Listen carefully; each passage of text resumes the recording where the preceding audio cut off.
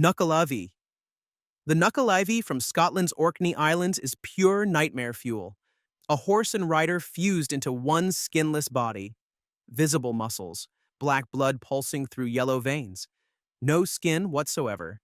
Its breath withers crops and spreads plague. The head is 10 times human size with one massive red eye, and it deliberately targets humans out of pure hatred. Only fresh water stops it. It can't cross streams, and rain drives it back to the ocean. The mither of the sea keeps it imprisoned underwater during winter. Summer is when it hunts. Yarahu. The Yarahu from Aboriginal Australian mythology stands 4 feet tall. Red skin, massive head, no teeth. But its fingers and toes are covered in octopus-like suckers. It lives in fig trees waiting for travelers to rest below. Drops down, attached with the suckers. Drain your blood through them. After feeding, it drinks water, naps, then swallows you whole. Later, it vomits you back up. Now you're shorter and redder. Repeat this process enough times and you become a Yarahu yourself. Aboriginal parents use this to keep kids from wandering alone. Sigben. The Sigben from Philippine folklore walks backwards with its head between its hind legs. Looks like a hornless goat with massive ears that clap together. Only emerges during Holy Week. Here's the terrifying part, and it drinks blood through shadows. Your shadow, without touching you. Some families called Sigbenon allegedly keep them as pets in clay jars, feeding them their own blood. These creatures stay invisible to everyone except their owner. The tail contains a magic wishing stone. Put it in your mouth and wishes come true, if you can catch one. Groot Slang. Deep in South African caves lives the Groot Slang, a primordial mistake by the gods. They accidentally gave one creature both immense intelligence and tremendous strength. Realizing their error, they split it into elephants and serpents. But one original escaped. 60 feet long with an elephant head on a serpent body, it hoards diamonds in underground lairs. The Groot Slang lures treasure hunters with gemstones, then kills them. But it's smart enough to negotiate. Sometimes releases victims in exchange for more gems to add to its collection. Soglav. Serbia's Soglav literally means dog head. One giant eye, horse legs covered in steel, iron teeth, human body with a dog's head, dark fur and sharp talons. Lives in caves and abandoned mines. Digs up graves to eat corpses. Attacks churches and mills specifically. Sometimes hunts in packs. In certain tales, witches ride them across vast distances at night. The creature possibly represents pre-Christian beliefs that were demonized after Serbia's conversion. Similar dog-headed monsters appear throughout Balkan folklore. Acraalu. The Acraalu are scorpion men from ancient Mesopotamia. Human upper body. Massive scorpion lower body. They guard the gates where the sun rises and sets.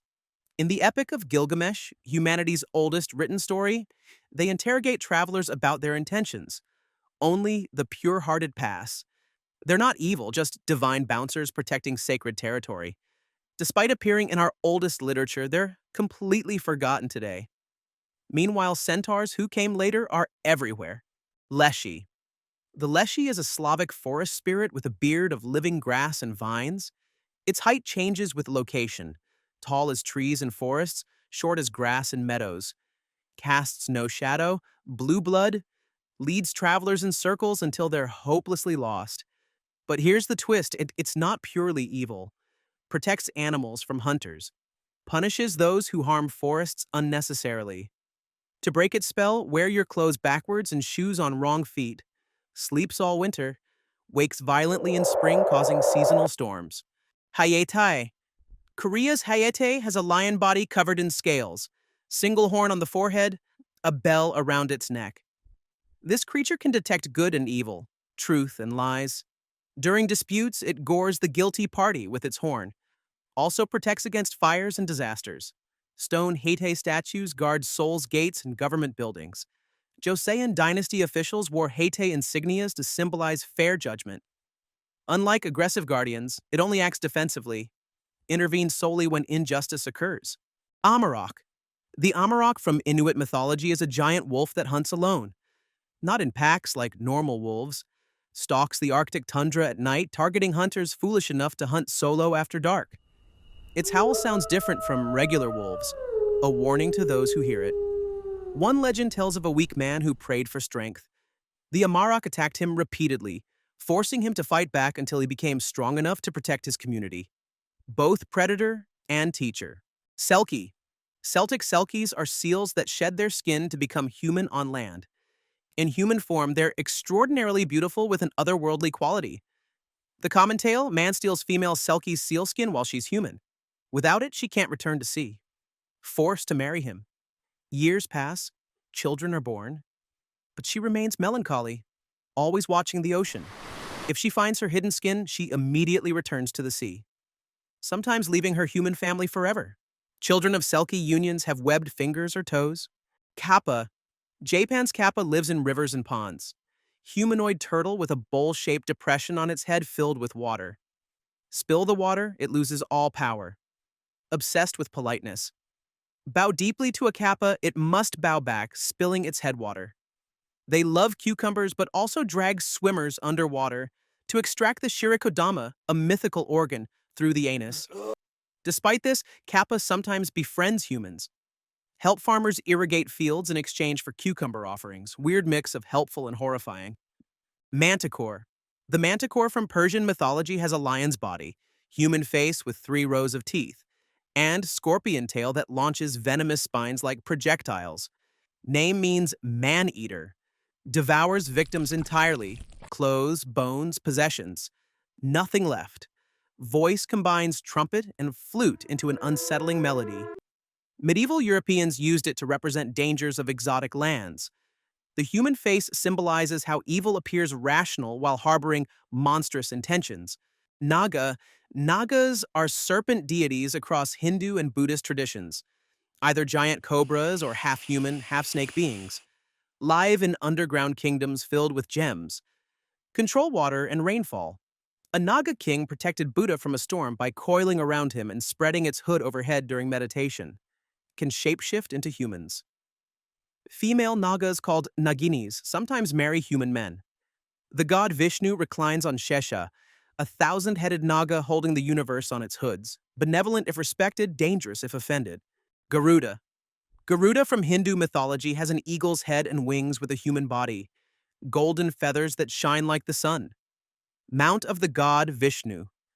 Sworn enemy of all Nagas, constantly hunting serpents. At birth, gods mistook him for the fire god because of his radiance. Once stole immortality nectar from the gods to free his enslaved mother. Wingspan blocks out the sun. Travels between realms instantly. Thailand and Indonesia use Garuda as their national symbol. Banshee. Ireland's Banshee is a female spirit whose wailing announces death.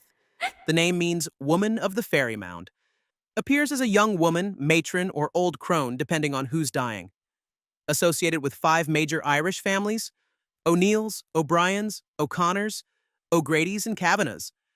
Her cry combines screaming, sobbing, and mourning that chills anyone who hears it.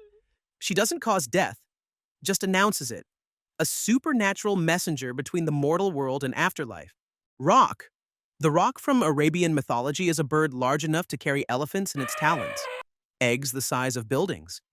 Wingspan creates shadows darkening entire valleys. Marco Polo claimed to hear reports of it during travels. Described wingspan of 30 paces with palm frond-sized feathers. Lives on remote islands or mountain peaks.